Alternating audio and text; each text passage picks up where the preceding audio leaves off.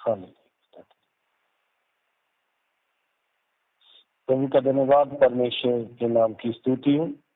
आज हम इधर परमेश्वर के नाम की महिमा के लिए हम इधर जो परमेश्वर के वचन से सीखने के लिए उसके चरणों में आए हैं। हम परमेश्वर का धन्यवाद करते हैं। प्रभु महान परमेश्वर है, अनुग्रहकारी परमेश्वर है।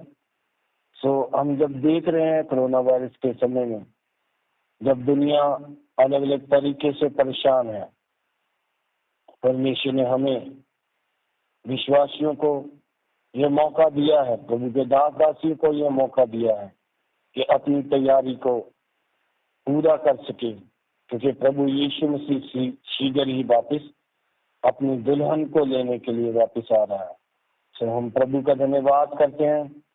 आज जो हम इधर परमेश्वर के वचन को सीखने से पहले हम प्रार्थना करेंगे, और जो आज का विषय होगा वो है प्रार्थना करें ताकि हम परीक्षा में ना पड़ जाएं।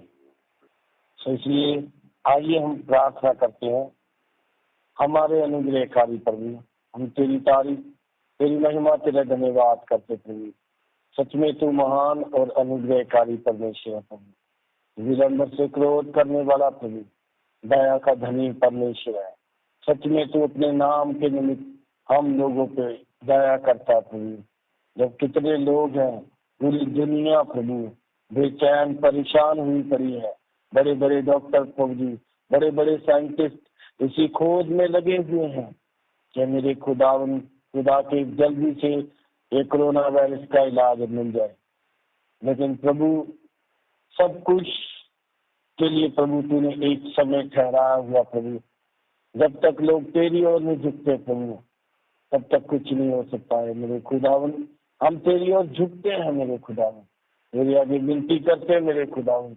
ये कोरोना वायरस महामारी का इलाज प्रभु तू ही मिलने में एक एक की प्रभु, जिसकी भी प्रभु जी हम विनती करते प्रभु जी, एक किस्म जब मिलके तेरे आगे विनती करते मेरे खुदावन, आप हमारी एक एक की प्रार्थना को सुने और उत्तर दे मेरे प्रभु। हम विनती करते प्रभु जी, उस कोरोना वायरस का प्रभु जी इलाज मिलने के लिए प्रभु जी आप प्रभु सहायता करें मेरे खुदावन। सारा आदर देते हैं तुझे मेरे परमेश्वर, और विनती करते मेरे प्रभु, अभी जो तेरे वचन से सीखने के लिए जा रहे हैं प्रभु, आप हमारी बुद्धि को, समझ को खोले। हम तो नादान, हम तो मिट्टी, हम तो खाक राख है मेरे प्रभु, हमें कुछ भी खूबी नहीं। लेकिन प्रभु परमेश्वर, आपने जो अपने पवित्र आत्मा की सामर्थ के द्वारा प्रभु हमें जो बोलने के लिए तैयार किया प्रभु, हम तेरा धन्यवाद करते हैं पिता। सारा आदर इज्जत जलाल मेहनत तुझी को देते पिता। एक एक प्रभु जी इस सुनने वाले प्रभु, इस वचन को, इस प्रार्थना को सुनने वाले भाई बहन को प्रभु आशीष देना प्रभु। तेरे लोग तेरे साथ इन दिनों में और भी गहरा संबंध कर सके, इस योग्य बना पिता। दुआ को प्रभु यीशु मसीह के नाम से मांगते हैं, आमीन, हालेलुया। तो मैं एक बार फिर से प्रभु यीशु मसीह के नाम से आपको जय मसीह की कहता हूँ। तो प्रभु का धन्यवाद है। जो आज हमारा विषय है, प्रार्थना करें कि हम परीक्षा में ना पड़ जाए। प्रभु यीशु मसीह जब क्रूस पर चढ़ाए जाने थे, उससे पहले जो प्रार्थना कर रहे हैं, तो उसके विषय में यीशु मसीह प्रभु अपने चेलों को ये बता रहे हैं कि प्रार्थना करो कि परीक्षा में ना पड़ जाओ। आइए हम प्रार्थना के बाद में अभिवचन की ओर जाते हैं। हम आज के अध्ययन के लिए लूका की इंजील उसका 22 अध्याय, उसकी 39 से 46 आयत तक आज थोड़ी देर के लिए मनन करेंगे। तो वचन गहरा है, तो मेरे वीर भाइयों बहनों सब ध्यान देके इस वचन को सुनना। लूका की इंजील 22 अध्याय, उसकी 39 आयत। जैतून के पहाड़ पर यीशु की प्रार्थना। तब वे बाहर निकलकर अपनी रीति के अनुसार जैतून के पहाड़ पर गया और चेले उसके पीछे हो लिए। प्रभु के वचन में लिखा है, यीशु मसीह अपनी रीति के अनुसार जैतून पहाड़ पर गया और चेले उसके पीछे हो लिए। इस बात के विषय में आज हम सीखेंगे। प्रभु के वचन में ये बात लिखी है कि जैसा चेला वैसा गुरु भी होता है। जैसे हम उदाहरण के तौर पर सीखते हैं, जैसा चेला वैसा गुरु भी होता है। तब इधर जब हम सीख रहे हैं प्रभु के वचन से लिखा है, तब बाहर निकलकर अपनी रीति के अनुसार जैतून के पहाड़ पर गया और चेले उसके पीछे हो लिए। इधर जब हम सीख रहे हैं प्रभु के वचन को, ध्यान से हमने सुनना है। प्रभु के वचन में लिखा है, यीशु मसीह खुद सर्वशक्तिमान परमेश्वर क्या करते थे, चेलों को सिखाने के लिए वो जैतून पहाड़ पर प्रार्थना के लिए जाया करते थे। जैतून पहाड़, आज मेरे अजीज भाइयों बहनों, हमने जैतून पहाड़ के विषय को सीखना है। क्या हमारे जीवन में जैतून पहाड़ है? क्या हम जैतून पहाड़ पर जैतून पहाड़ पर क्या हम प्रार्थना करते हैं?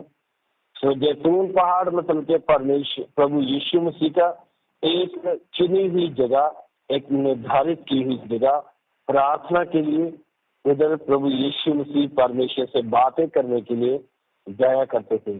तो मेरे अजीज भाइयों बहनों, हमने अपने जीवन में देखना है कि हमारे जीवन में जो जैतून पहाड़ है या नहीं है।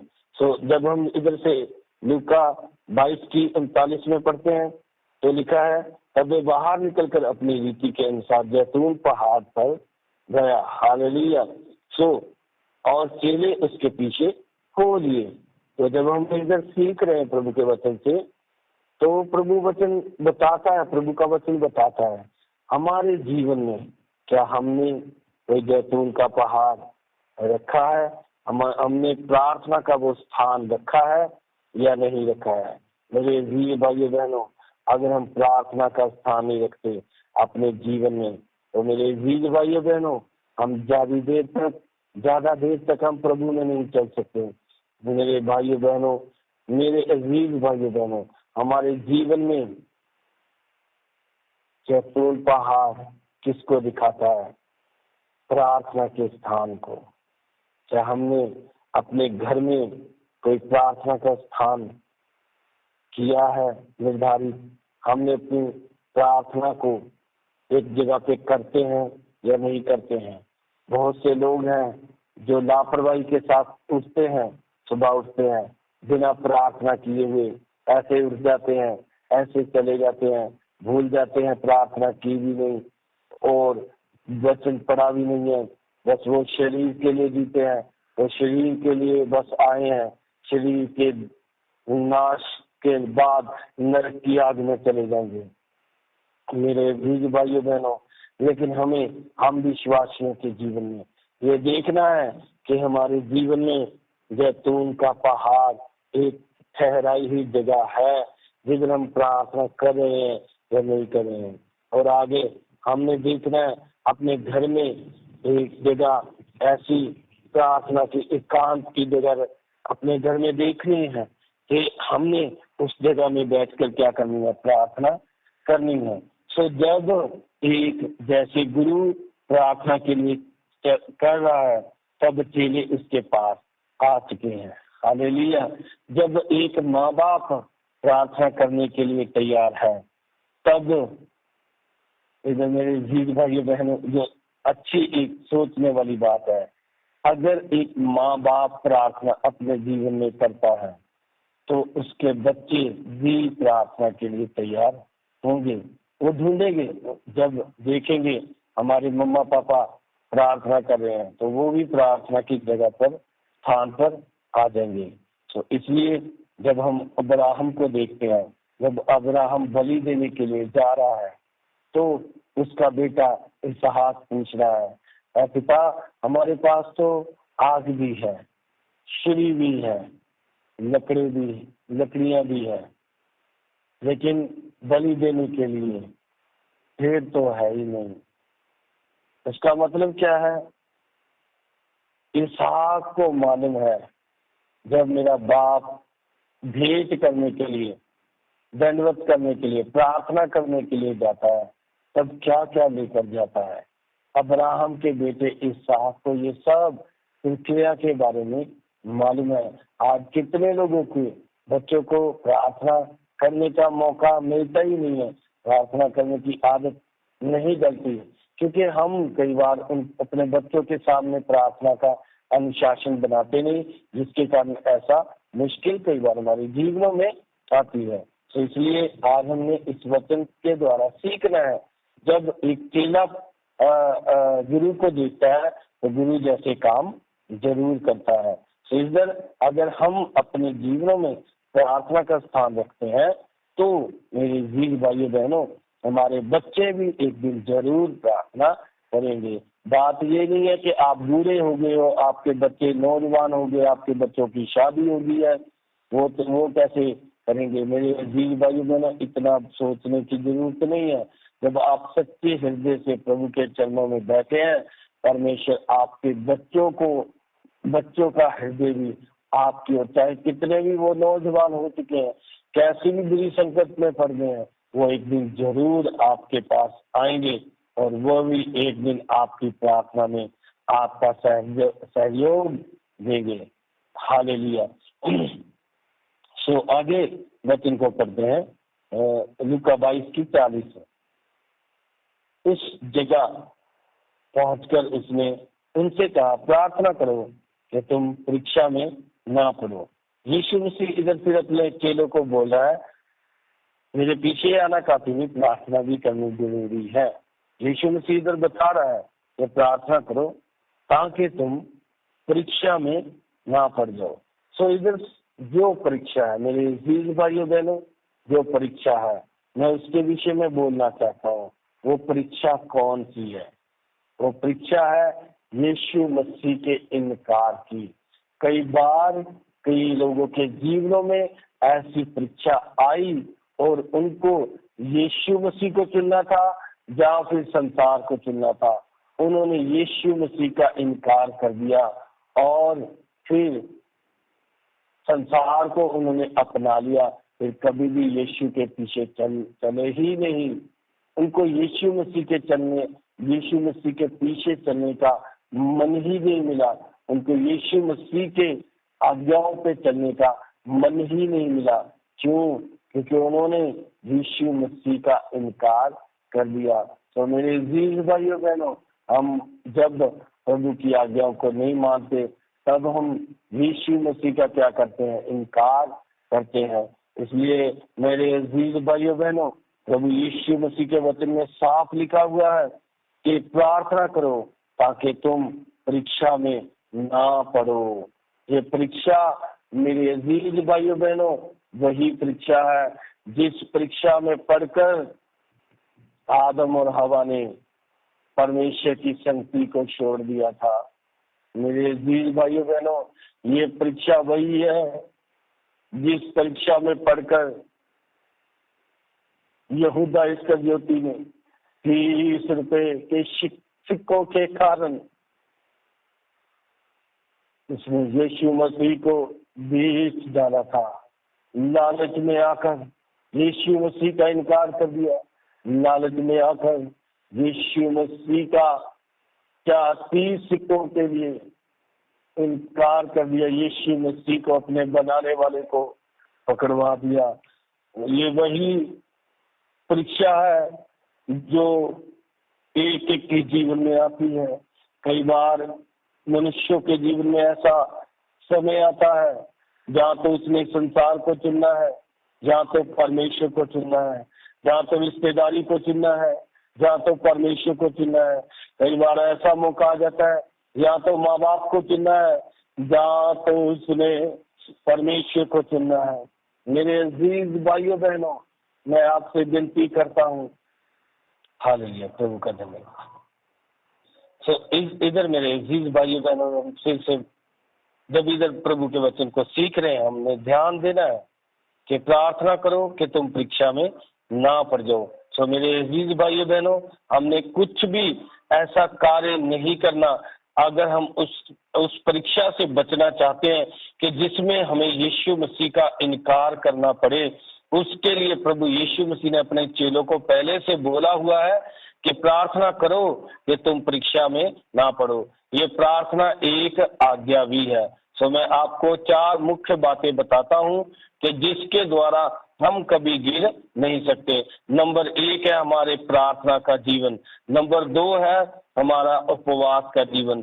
नंबर 3 है हमारा वचन पढ़ने का अनुशासन। नंबर 4 है हमारा आराधना परमेश्वर के आत्मा और सत्य के द्वारा करने का तरीका। हालेलुया। इन 4 बातों में जब आप मजबूत हो, जब इन 4 बातों के विषय में आप सतर्क हो, तो कभी भी कोई भी बात, कोई भी परीक्षा आपको कभी भी यीशु मसीह के इनकार के लिए कभी भी बोल नहीं सकते आप। हालेलुया। इसलिए हमेशा आपने इन बातों के विषय में, 4 बातों के विषय में प्रार्थना करते रहना, ध्यान देना है मेरी प्रार्थना कितनी है, मैं कौन सी प्रार्थना करता हूँ, मैं प्रभु के वचन के अनुसार प्रार्थना करता हूँ या नहीं करता हूँ। इसलिए नंबर 2 है मेरा वचन, और नंबर 3 है मेरा मेरा जैसे मैंने बताया, नंबर 1 है प्रार्थना, नंबर 2 वचन पढ़ने का अनुशासन, नंबर 3 है आराधना, नंबर 4 है उपवास। ये सारी बातें मैंने अपने जीवन में अनुशासन में लेनी है। एक बात का हमने ध्यान रखना है कि अगर मेरी इन चारों में से एक भी चीज कम हो रही है, मैं किधर से गिरूंगा मुझे कुछ मालूम भी नहीं चलेगा। इसलिए हमने अजीज भाइयों बहनों इस बात का ध्यान देना है कि हमेशा प्रार्थना में आगे बढ़ते रहना है और आगे हमने चलना है। प्रभु के वचन में लिखा है, जब ये प्रभु यीशु मसीह अपने चेलों को आज्ञा दे रहा है, इसलिए हमने ध्यान देना है। जब पेंतेकोस्त के दिन भी जब चेले लोग प्रार्थना कर रहे थे, तो प्रार्थना करते करते तकरीबन 10 दिन के बाद उनके ऊपर पवित्र आत्मा की आग की जीवें फटकर उनके ऊपर आग कर समाने लगी है। सो मेरे अजीज भाइयों बहनों, हमने इधर वचन सीखा है, इन बातों को विषय में हमने ध्यान देना है। परमेश्वर ने हमें मौका दिया है, ये प्रार्थना का समय है, ये मनन करने का समय है, ये वचन को मनन करने का समय है। हो सके तो हमने उपवास अपने जीवन में लागू करना है और आत्मा में आराधना हमने करते रहना है। आत्मा और सच्चाई में आराधना करने वालों को प्रभु के वचन में लिखा है, परमेश्वर ऐसे भक्तों को ढूंढता है जो आत्मा और सच्चाई से क्या करते हैं, पिता की आराधना करते हैं। सो मेरे अजीज भाइयों बहनों, हमने अपने जीवन में इन 4 बातों को हमेशा याद रखना है अगर हम प्रभु के इनकार से बचना चाहते हैं। कुछ लोग इस वचन को हल्का लेंगे, लेकिन मेरे अजीज भाइयों बहनों, ये सच में आत्मा में प्रार्थना करनी हमारे जीवन में बहुत ज्यादा जरूरी है। बहुत लोगों ने इस वचन को लापरवाही में लिया और कितने आज गिर चुके हुए हैं। मेरे अजीज भाइयों बहनों, हमने इन वचनों को गंभीरता से सीखना, हमेशा परमेश्वर का भय रखते हुए आगे बढ़ते जाना। प्रभु की मर्जी हुई तो हम इस वचन को और भी आगे बढ़ाएंगे। प्रभु की इच्छा हो सबको जय मसीह की। आइए हम इन वचनों के लिए प्रार्थना करते हैं। हमारे अनुग्रहकारी प्रभु, हम तेरी तारीफ, तेरी महिमा, तेरा धन्यवाद करते प्रभु। सच में तू महान और अनुग्रहकारी परमेश्वर है प्रभु। तू विलंबर से क्रोध करता है मेरे प्रभु, तू दया का धनी है, तू माफी की खान है मेरे खुदावन। हम में प्रभु जी एक सच में प्रभु प्रार्थना का अनुशासन आए, उपवास का अनुशासन आए, वचन पढ़ने का अनुशासन आए, प्रार्थना आत्मा सच्चाई के द्वारा हम कर सके, इस योग्य बना मेरे प्रभु। तेरा धन्यवाद प्रभु। जितने लोग प्रभु इस प्रभु जी जो इस प्रभु जी इस सारे इंतजाम के द्वारा तेरे वचन को सीख रहे हैं मेरे प्रभु जी, उनके हृदय में प्रभु तेरे वचन का बीज प्रभु जी फलदार हो जाए और प्रभु आत्मा में लोग बढ़ने पाए। तो मैं प्रभु जी आपके आगे विनती करता हूँ प्रभु, उन प्रभु जी लोगों के लिए भी जो कोरोना वायरस के एरिया में फंसे हुए लोग हैं प्रभु, उनके भी जीवनों में तेरी आशीष, तेरी तंदुरुस्ती चाहते हैं। पूरे वर्ल्ड में प्रभु तेरी शांति चाहते हैं मेरे खुदा।